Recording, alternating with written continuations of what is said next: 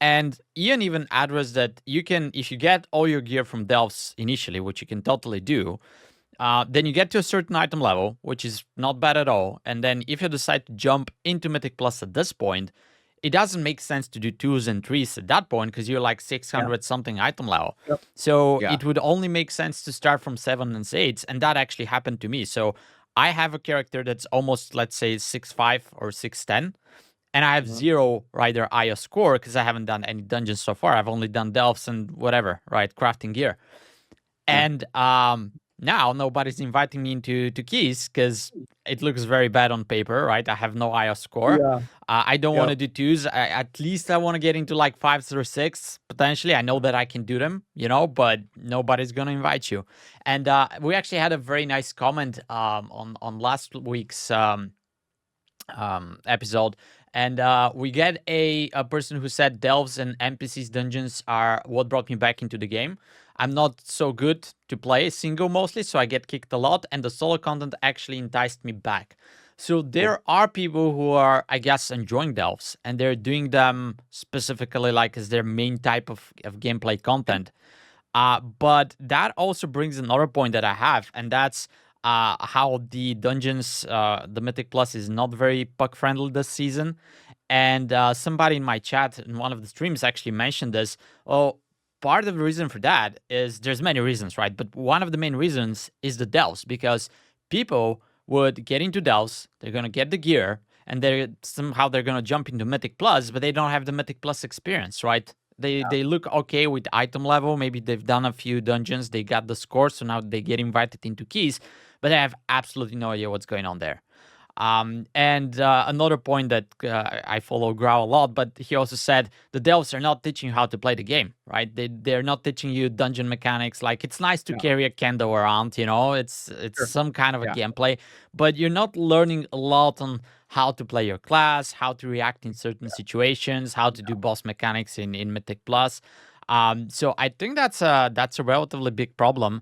And I don't think they're gonna be changing delves a lot, but maybe if they can like switch them so they can teach you something that's a bit more important to do either raiding or Mythic Plus, and maybe lower the gear that drops there. I don't know how that's gonna be taken by the public though. Yeah, it's a good point. The concept of like educating players in delves is a good point. I think the follower dungeon can maybe do that, but that content is so basic. I do have a friend that like that's how he leveled. And that's the only he would get mad. He's a healer, he's a shaman healer. The guy I was telling you about, that's the four button healer. He press four buttons.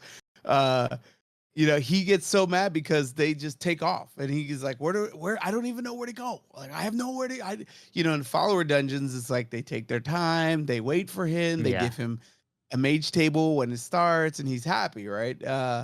And so he enjoyed it, and he literally leveled through follower dungeons. And he did learn a bit about his class. And I will say, like, if there's a new character, like, or I'm like, when I went from Voodoo to Cell, I went to follower dungeons to get my UI the way I wanted it, play around with Cell, make sure I had all my things. So I think there's good learning opportunities in follower dungeons. Some of that probably could happen inside of the delves, but I think they're going for something altogether different in delves. I think it's like a mini game or a mini Yeah. environment for solo players. It just, it's just different, right? Not dungeon, not it's kind of a dungeon, but not really. So I don't know. It's cool, but I don't know where they're gonna take it. And thinking about your point on transitioning from those two things to Mythic Plus, it's like night and day. Those are Yeah. complete, especially once you get to a certain level in Mythic Plus, it's like it's a whole new world. Even the follower dungeons though, like, okay, they teach you a few things like what buttons to push to heal, but I don't think you can wipe in a follower dungeon. Like, I don't know what you need to do because I've done some for whatever reasons, like on oats, etc. And like, I can pull the whole dungeon and still not wipe. It Yeah. doesn't matter Yeah. what role I'm playing. So it's also kind of like the same with the delves. Like, you're playing something, you're achieving something. Maybe you're getting some rewards at the end. Maybe they're good, maybe they're bad, but It is not something that's teaching you how to do the other end game content. And that's fine if you don't want to do it, but if people are using this and then they're saying, yo, I actually beat the delves, I beat the follower dungeons, let me go to the next level now.